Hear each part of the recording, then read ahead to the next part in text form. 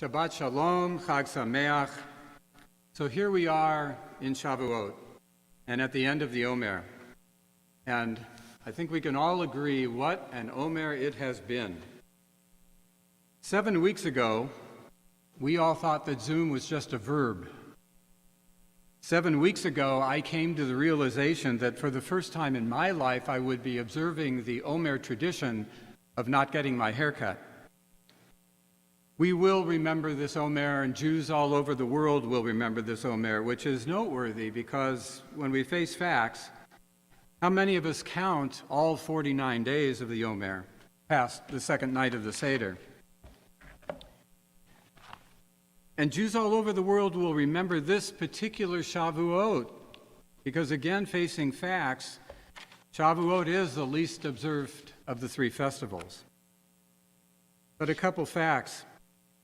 Thursday night of this week for the community-wide Tikkun Leil Shavuot observance, there were more than 250, perhaps more than 260 screens connected, representing approximately 400 people. And today, the stage direction I got from Luis informs me that we have 71 screens connected, which by calculation represents probably approximately 100 people.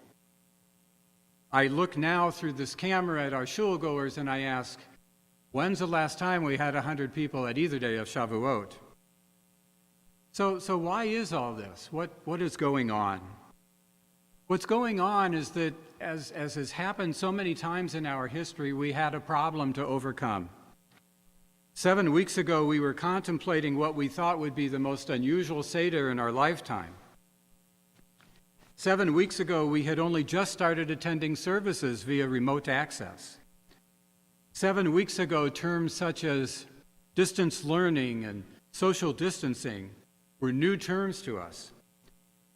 7 weeks ago, we were only just reconciling ourselves that we would not be able to hug our loved ones, not parents with children or grandparents with grandchildren or cousins or aunts and uncles or anything. 7 weeks ago, we were only just reconciling ourselves that we would not even be able to socialize with our friends. 7 weeks ago, the reality was only starting to set in that if we didn't come up with some remedies, we would lose our connection with each other, and we knew that that would be devastating. So, we found a solution. We, and I include myself in this population who do not enjoy speaking over the telephone, now use the telephone. And technophobes, and you know who you are now mavens when it comes to email, Zoom, and YouTube.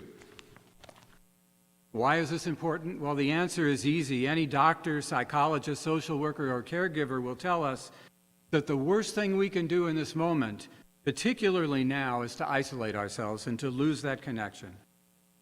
But thank God we are a family, not only with our relatives, but with each other.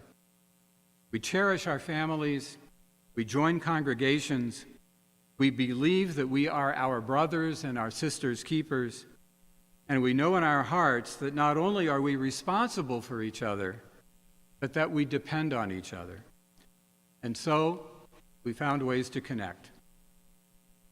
But this is only half the story of making connections. To understand what the Omer is all about, and to understand how it is that we are coping with this extraordinary period in our lives, is to not only connect outwardly, but to connect inwardly. 49 days of examining our inner selves along 7, one for each week, emotional scales. Loving kindness, justice, compassion, endurance, humility, bonding, and leadership. Connecting inwardly is tough. It's more difficult than outward. It requires that we examine our makeup to figure out who we are and to understand how we got to be what we became. And in that eternal debate of nature versus nurture, we are faced with another different sort of connection that we must make. One that we cannot complete with the telephone or email or Zoom. This is a connection with our loved ones who have passed. our teachers, young and old, who together with us created the experiences that molded us. This is looking inside and remembering those teachers, which brings us to Yizkor on Shavuot. Not all Yizkors are the same. Yizkor on Shavuot is the culmination of the 7 weeks of introspection brought into sharper focus this year more than any other.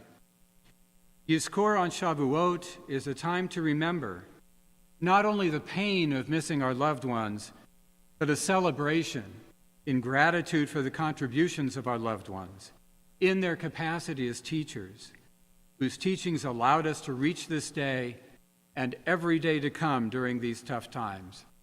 Yizkor on Shavuot is the time to reconnect. In this light, I will conclude with a poem written by Rabbi Lily Kaufman for Yizkor on Shavuot, which may be found if you have the Sidur Lev Shalem on page 333. As an aside, some of you might remember Lily, who was a cantorial candidate during our search here many, many years ago. Lily, as you will see in the Sidur, has written poems for each Yizkor observance, which is why, as I mentioned before, not all Yizkors are the same. So now we turn to this poem on page 333. Spring roses bloom fragrant with heady Torah, layers of sevens fluttering as we enter our chuppah. With God, my teachers, you escort me. You taught me first words, first songs, first steps. You taught me the slow craft of doing work well. You taught me the patience to sketch my thoughts. You taught me the rules which I broke and then mended.